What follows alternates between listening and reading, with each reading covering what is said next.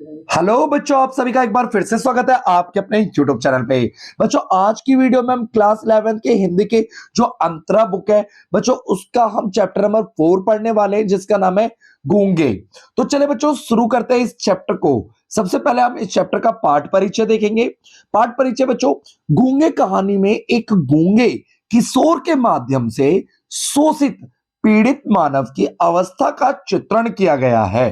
ठीक है बच्चों, ऐसे विकलांगों के प्रति व्यापक संवेदनहीनता को रेखांकित किया गया है। ऐसे व्यक्तियों को जो देखते देखने देखते सुनते हुए भी प्रतिक्रिया व्यक्त नहीं करते, गूंगे और बहरे कहा गया है। इसीलिए कहानी का शीर्षक गूंगे पूर्णतः सार्थक है।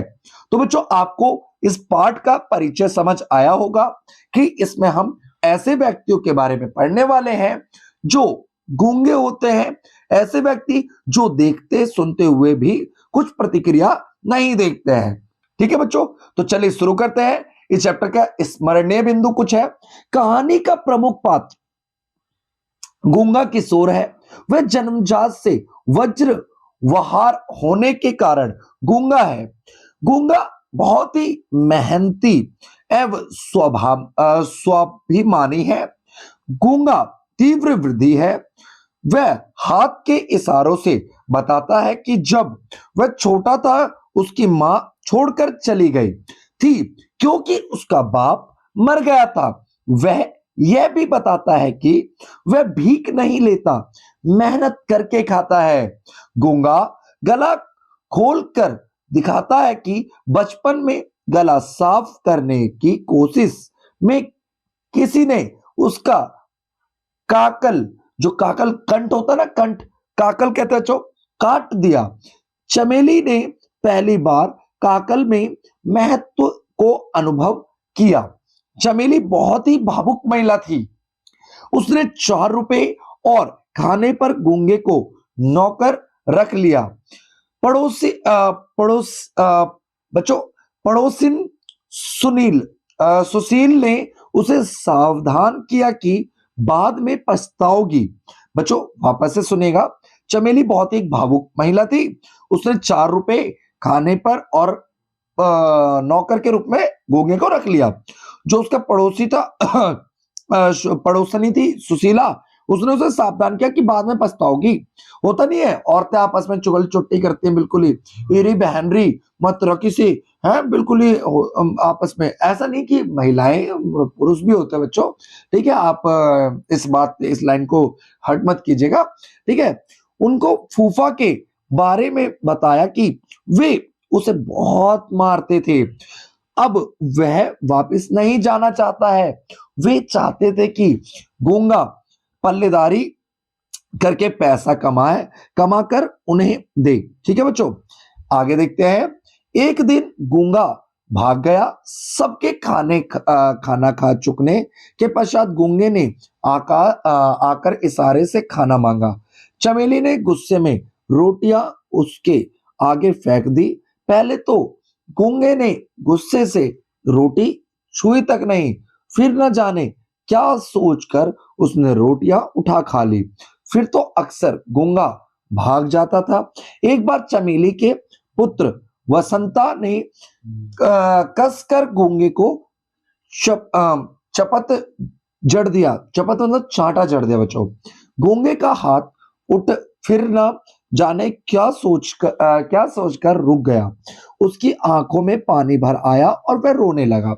चमेली के आने पर बसंता बताता है कि गूंगा उसे मारना चाहता था।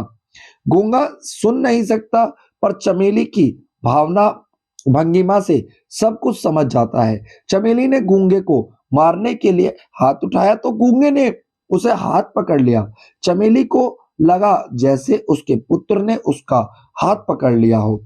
उसे घृणा से अपना हाथ छुड़ा लिया। उसने सोचा कि यदि उसका बेटा गूंगा होता तो वह भी ऐसे ही कष्ट उठाता। ठीक है बच्चों, आगे देखते हैं।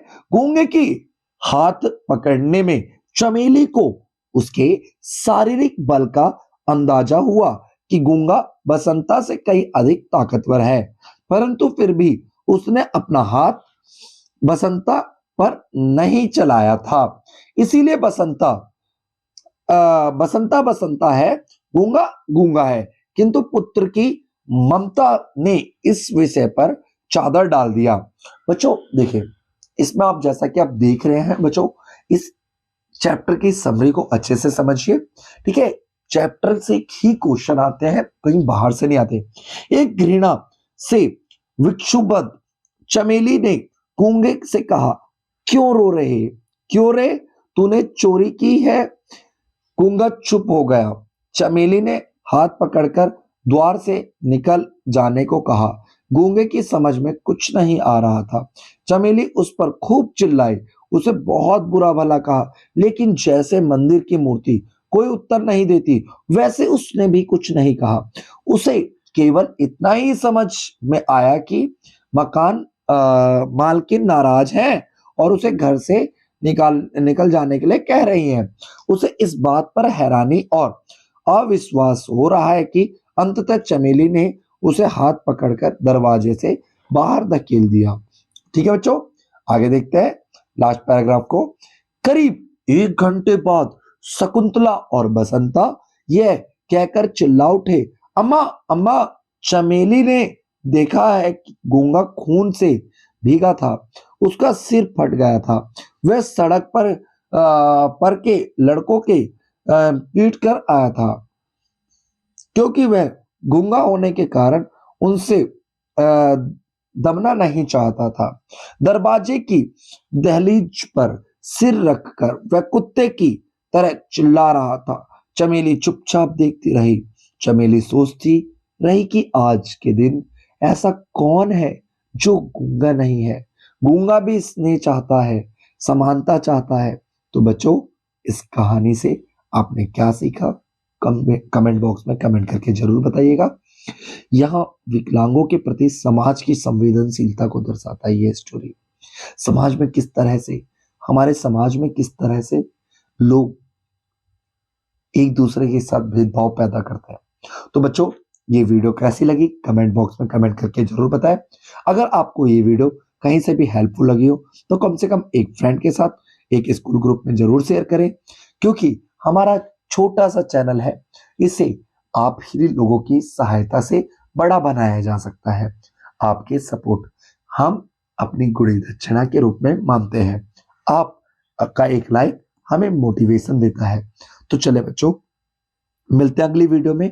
अगर आपको हमारे चैनल पे किसी भी तरह की वीडियो से देखने में दिक्कत आ रही है तो आप हमारे चैनल के प्लेलिस्ट में जाकर के देख सकते हैं। Thank you for watching.